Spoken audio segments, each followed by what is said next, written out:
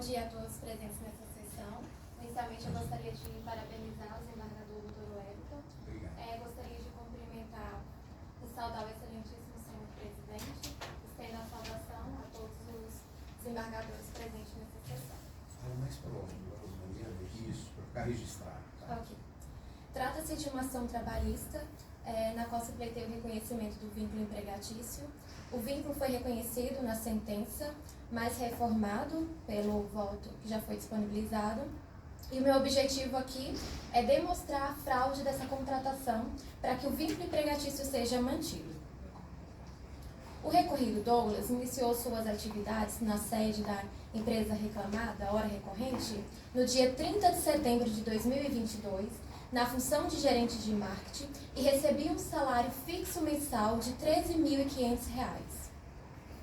Ele desempenhava sua jornada de trabalho das 8 às 18, de segunda a sexta, com 1h15 de intervalo entre a jornada, e alguns sábados. Essa jornada dele era controlada pelas catracas e pelos supervisores, e foi confirmado pela testemunha Arthur em audiência. Em audiência, a testemunha Arthur comprovou também que o contrato de prestação de serviço era condição para ser contratado, pois eles tinham que abrir obrigatoriamente um CNPJ para continuar ali e ter o trabalho que eles tanto precisavam. Portanto, é evidente que essa constituição da pessoa jurídica foi unicamente para afastar o requisito da pessoa física. Soma-se ainda o fato do recorrido Douglas sempre ter sido seletista, inclusive em seu atual emprego, conforme comprova a carteira de trabalho que está anexa aos autos. Além disso, excelências, veja que o CNPJ foi aberto 10 dias antes da assinatura do contrato de prestação de serviço. A baixa do CNPJ ocorreu 11 dias após a rescisão. Também está anexo aos autos. A proximidade entre a data de constituição da pessoa jurídica, a assinatura do contrato de prestação de serviço, o distrato e a baixa do CNPJ é um forte indício de fraude. Em depoimento pessoal, o reclamante Douglas ratificou todas as suas alegações da petição inicial, ou seja, que era subordinado à senhora Maria Emília e depois ao Meleu. Inclusive, esse depoimento dele foi confirmado pela sua testemunha Arthur. Excelências, veja que o reclamante tinha supervisores, os quais tinham que prestar contas do serviço, inclusive pedir autorização para fechar negociação, quanto para sair do trabalho, inclusive para visitar as lojas da recorrente. Ele não tinha nenhum tipo de autonomia, como exige a questão do prestador de serviço. Mais um elemento que evidencia a subordinação é que tanto os seletistas quanto o PJ, se eles comparecessem à empresa sem uniforme na sexta, era advertido pelo RH. Fato também comprovado na audiência. Perceba, excelências, que embora o recorrido tenha sido contratado como PJ, ele tinha que usar o mesmo uniforme que os demais empregados, sob pena de ser advertido. Ora, prestador de serviço não recebe ordens. Perceba também que havia habitualidade, pois ele tinha uma jornada a ser cumprida, sem qualquer interrupção, que eu já ressaltei aqui, que já foi comprovado pela testemunha Arthur. Também estava presente a pessoalidade, visto que o recorrido nunca se fez substituir por outra pessoa, sequer poderia, e porque as atividades que ele exercia eram inerentes à qualidade pessoal dele, e foi confessado pela própria preposta em audiência. Recebia um salário mensal durante todo o período contratual, o que configura aqui a onerosidade. O fato dele emitir notas fiscais não afasta esse requisito, porque era emitida justamente como condição para receber o salário. Se ele não emitisse essas notas fiscais, excelências, ele não receberia, então ele só estava ali cumprindo ordens que ele estava recebendo. Ele trabalhava em benefício e sob o controle da reclamada. Recebeu todos os benefícios de um empregado. Recebeu notebook, celular, uniformes da empresa, crachá. Todas essas provas estão nos autos. Foi confirmado também na audiência através dos depoimentos. Verifica-se também a presença do requisito da alteridade, porquanto recaía sobre os riscos e os ônus da atividade econômica sobre a recorrente, os custos e os resultados do trabalho realizado pelo recorrido Douglas. Bem verdade, excelências, que o STF reconheceu a legalidade da terceirização da atividade fim das empresas. No entanto, a recorrente desse processo não pode utilizar dessa forma de contratação para suprimir direitos trabalhistas, visto que o STF não está legitimando a fraude. Isso porque a recorrente está utilizando essa forma para suprimir os direitos dos seus empregados e precarizar a relação de emprego. Vale ressaltar ainda que o nível superior do recorrido não lhe tornou hipersuficiente por si só, visto que está em condição de vulnerabilidade, pois precisa do trabalho para arcar com suas despesas diárias, assim como qualquer trabalhador. É importante também ressaltar a distinção do caso em comento aqui, do recorrido Douglas, com os processos que tiveram reclamação no STF, excelências. A título ilustrativo, eu vou mencionar o processo 10.00.470, dígito 54 de 2019, que ensejou a reclamação 57.917. Naquele processo, a pessoa jurídica do reclamante, senhor Hamid Haddad, desse processo que eu mencionei, ele era sócio de uma empresa constituída em 1993. Ele foi contratado pela empresa reclamada só em 2002, restando evidente que a empresa que ele já tinha não foi constituída unicamente para prestar serviço para essa empresa reclamada, diferente do reclamante, que eu já mostrei aqui o breve espaço entre a constituição, baixa, enfim. Além disso, o reclamante desse processo, durante todo o período, ele trabalhou somente para a reclamada, conforme comprova as próprias notas fiscais que estão anexas aos autos. As notas fiscais são sequenciais, número 1 a 11, ao contrário do que aconteceu com o objeto dessa reclamação que eu mencionei, 57.917, em que o reclamante já tinha prestado serviço para outras empresas. Percebe-se também a diferença entre os casos, pois o reclamante Samir Haddad, dessa reclamação, era responsável pela elaboração das escalas de anestesias e, consequentemente, do seu horário de trabalho, não sendo necessário uma validação do hospital reclamado daquele processo. Enquanto que nesse processo aqui do reclamante Douglas, ele tinha que prestar contas dos seus serviços, pedir autorização e ter que cumprir jornada de trabalho.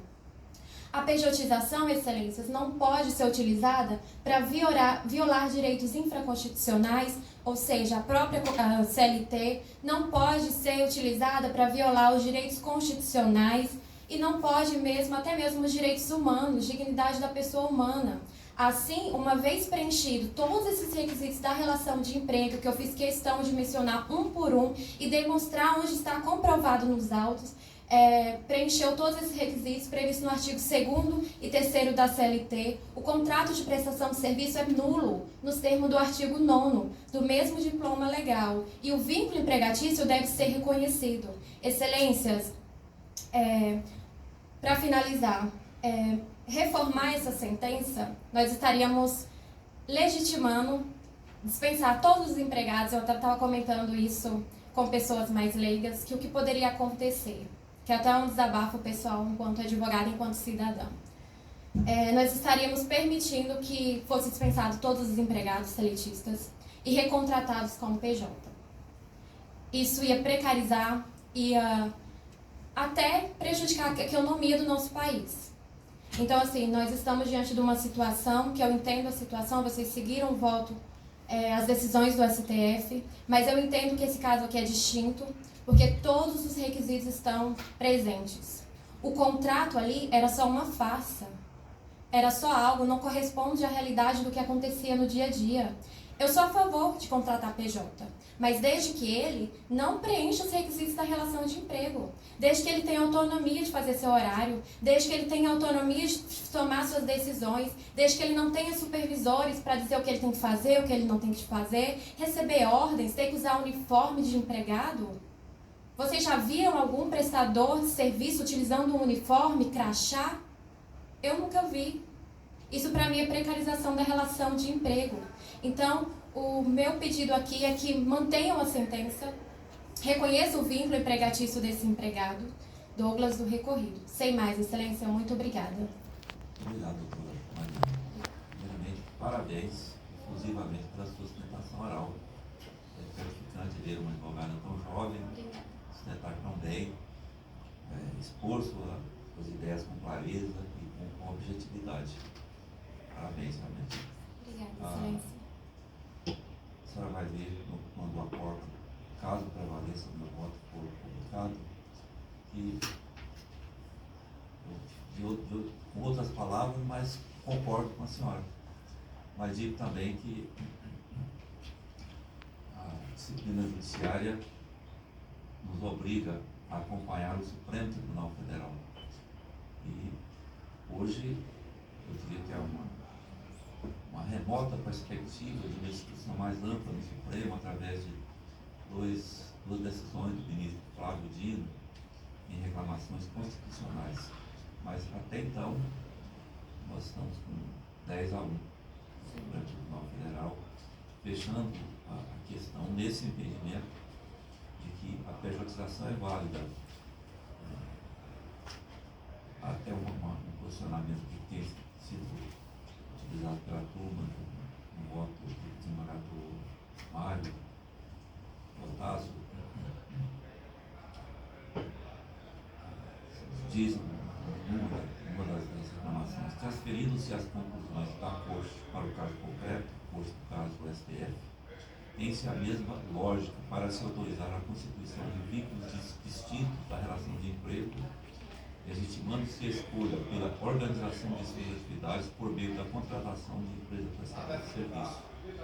A decisão reclamada, portanto, ao considerar ilícita a contratação por empresa prestadora de serviço, fundada tão somente na modificação da estrutura tradicional do contrato de emprego regido pela CLT, desconsidera as conclusões do STF no julgamento extermina aqui, tema 725 de repercussão geral. Cita outros votos aqui.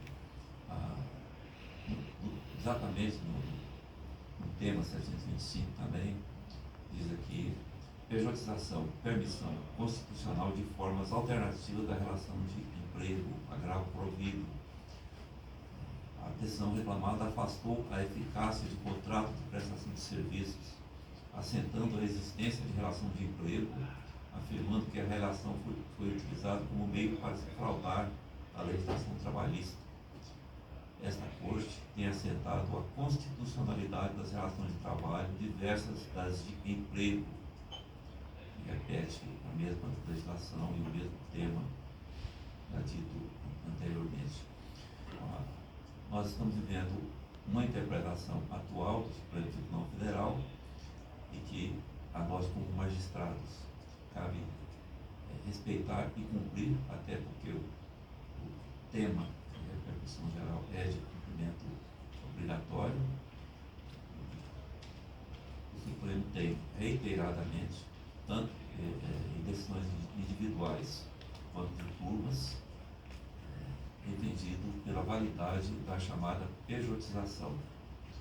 Casos como esse que a senhora está defendendo, realmente nos deixam numa dúvida grande quanto a essa posição do Supremo Tribunal Federal.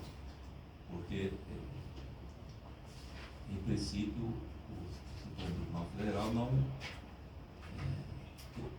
debateria ou não analisaria prova, mas por outras razões, obviamente juridicamente relevantes, o Supremo tem decidido dessa maneira pela aplicação plena do tema 725, declarando que a pejotização é válida, inclusive na atividade fim do empresário. Então, por isso, eu estou conhecendo do recurso da reclamada e dando-lhe parcial provimento. Nessa questão específica que a senhora tentou, estou dando provimento. Obrigada, presidente. Quero também te parabenizar, doutora Mariana, pela brilhante sustentação. A senhora trouxe aqui todos os elementos de um vínculo empregatício que, quando nós reconhecíamos presentes, julgávamos, né, pelo reconhecimento da relação de trabalho seletista. Mas, por todos os fundamentos ali lançados pelo desembargador Gentil, relator do processo, estamos aqui acompanhando, né, temos que decidir conforme o Supremo Tribunal Federal tem entendido. E ontem mesmo eu estava fazendo a mesma pergunta que a senhora, o que vai acontecer? Porque agora as empresas elas têm liberdade de contratar da forma que querem. Se um comércio quiser ter apenas pessoas PJs, ela vai poder ter essa contratação de PJs. Mas aí eu parei para pensar, eu falei assim, só que tem uma coisa, o PJ, quando ele também, o trabalhador PJ, se der conta de que ele basta cumprir o trabalho, prestar o serviço pelo qual ele foi contratado, ele não tem obediência ao empregador da forma que o trabalhador seletista tem, de cumprimento de jornada, né, o comportamento, a conduta dele, pautada ali na legislação, na CLT, de advertência dos casos, né, de justa causa para demissão. Então, por um lado também o empregador vai ter que ponderar que tipo de trabalhador ele quer. Um trabalhador que a ele é subordinado em todos os aspectos, ou aquele trabalhador que vai mesmo só prestar o serviço e pronto. Então, eu tive conhecimento de sindicato representante de categoria patronal que não tem menor dúvida que quer manter a contratação seletista, porque já deve ter percebido ali que também nesse aspecto, né, tem as questões favoráveis, né, o custo vale a pena. Então eu acho que o mercado de trabalho vai se consolidar ao longo do tempo, mas o trabalhador também ele vai ter que tomar consciência, olha, eu não sou subordinado ali, eu estou só prestando serviço, né? Então, infelizmente, ou felizmente, eu não sei, a gente está caminhando para mudanças, né?